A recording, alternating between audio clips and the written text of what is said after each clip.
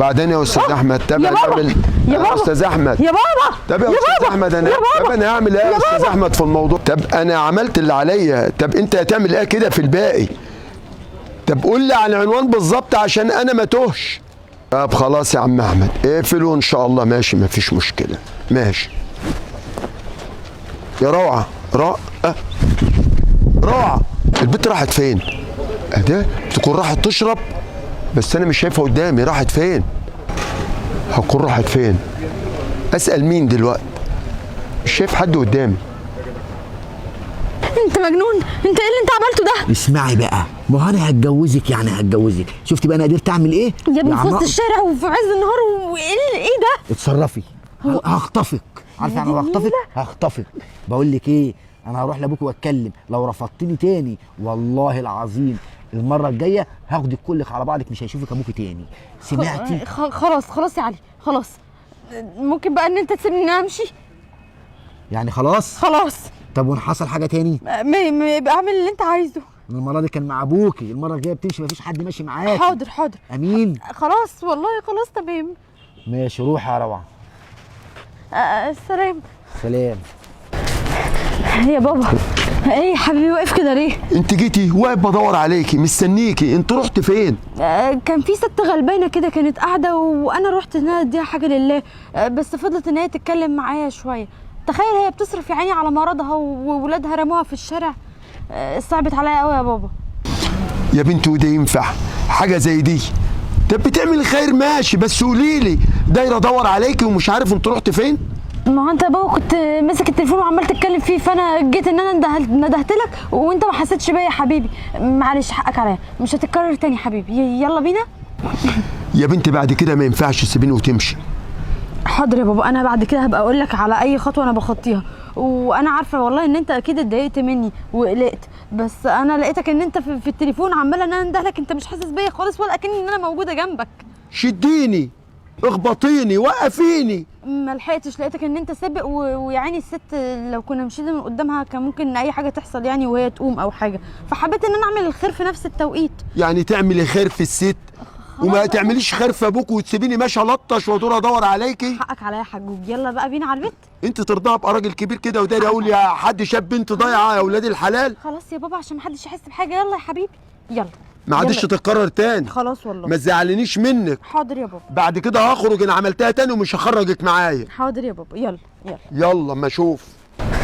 يا مندو ايه التاخير ده كله؟ معلش حقك عليا. في حاجه حصلت بصراحه وانا عاوزه ان انا احكي لك عليها.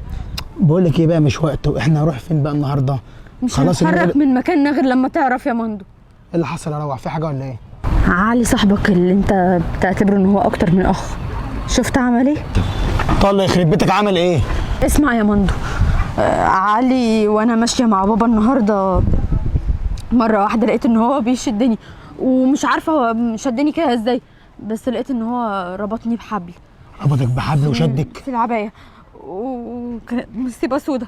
واما جيت ان انا بالعافيه اساله انت بتعمل كده ليه، قال لي انت كل مره تقدم لك بترفضيني فيها، والمره دي لو رفضت اما اتكلم مع ابوكي واتقدم لك هخطفك خالص. كل ده حصل من علي؟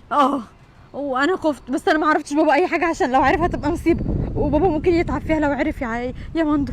طب ما كلمتيش ليه في التليفون وعرفتيني؟ ما ازاي صاحبي يطلع منه كل ده وانت قاعده ساكته كده؟ انا اترعبت ان انا لو قلت لك ان انت ممكن تعمل اي موقف تتهور فيه وتضيع نفسك.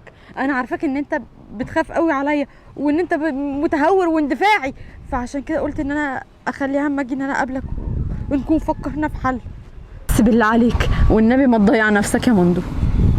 لا ما تقلقيش، خطيبك عاقل والحاجات اللي زي دي بيعرف يفكر فيها كويس قوي. سيبيني اروح له. ربنا يستر. مش عيب عليك يا اخويا لما كل ده يحصل منك انت؟ يا اخي ده انت لو جيت قلت لي خطيبتك تلزمني كنت هسيبها على طول واخطبها لك، بس اللي حصل منك ده كان عيب قوي يا مندو. انت عارف ان انا بحبها من قبل انت ما تخطبها. حصل. طب يا جدع كنت تقول لي، مش تخبي عليا اتفاجئ منها هي. الكلام ده كله يطلع منها هي. يا اسطى ما هي بصراحه بتحبك، مش عارف هي بتحبنيش ليه، فيا ايه وحش؟ يا ابني الحب مش بالعافيه، عشان تختار شريكه حياتك لازم هي اللي تكون هتموت عليك، مش انت اللي هتموت عليها. افهم بقى يا علي، افهم بقى وركز في الكلام كويس قوي. الحب مش بالعافيه يا ابن الحلال. يا صاحبي ما انا برضو غصب عني يا صاحبي، انا ما بيجيليش نوم، انا بفكر فيها ليل نهار، اعمل ايه طيب؟ طب ليه طيب ما قلتليش؟ ليه؟ يا اخي ده انت كنت في الخطوبه بتاعتك كنت عامل تزغرط وترقص. يا اسطى عشان ده واجب عليا، بس اجي اقول لك ايه؟ واجب عليك انك تكون منافق؟ ده الواجب؟ يا مندو انا مش منافق، انا بقول لك انا بحبها وانت عارف الكلام ده من قبل انت ما تخطبها، بس انا كنت صاحبي كان لازم اقف جنبك، بس انا مش قادر يا صاحبي، مش قادر. على العموم مش واحده اللي هتخلينا نخسر بعض، وانا هسيبها وحلال عليك. ليه كده طيب؟ خليت صاحبي زعل مني وعملت حوار ملوش لازمه. انا قعدت مع صاحبي وفهمته وعقلته، بس اكتشفت حاجه غريبه قوي. ايه؟ قلت ليه كل الحوارات ده؟ ما الباب اللي يجيلك منه ريح سد واستريح. بص يا حلو. بنت الحلال، انت من النهارده ما تعرفيش حاجه اسمها منه. نعم. ورحت خطب لصاحبي. اصل انا مش هخسر صاحبي بسببك، انا صاحبي ده باكل معاه عيش وملح وعارفه بقالي كتير، وانت حيالله عارفك بقالي شهر. يلا عارفني بقالك شهر وتبيعني، تبيع واحده انت اخترتها ان هي تكون زوجه ليك وشريكه حياتك عشان صاحبك؟ بص يا حبيبه اخوكي، انا هقول لك كلمتين بس. هم. يعني انت مش في ظهري على طول، هو في ظهري. يعني انا لو احتجت اي حاجه بالليل في اي وقت هلاقيه جنبي، لكن انت عشان في ادوار لازم ان انا اقوم بيها في الخطوبه، مش وقتها خالص ان انا اقوم بيها في اي وقت تاني. بقول لك ايه، والادوار اللي انت بتتكلم فيها دي لما انا اكون مراتك حقك ساعتها ان انا اقلع عين من عيوني عشانك، اسمعيني لكن بس وانت خطيبي يا بنت، اسمعيني بقى، اسمعيني اتكلم. بص يا حبيبه قلبي، الرجاله ما خلصتش من البلد، اكيد هتلاقي واحد ابن حلال هيخطبك وهتتجوزي وهتعيشي احلى عيشه، يعني احلى من العيشه اللي انا كنت عايشها لك، وكمان ده صاحبي، فاللي يرضيه يرضيني، هو اختارك انت، فانت تحرم عليا. الحمد لله ان كل ده ظهر دلوقتي، والحمد لله برضو ان انا مش هتجوزك. مالكش امان، بعتني في اول محطه عشان بس خاطر صاحبك.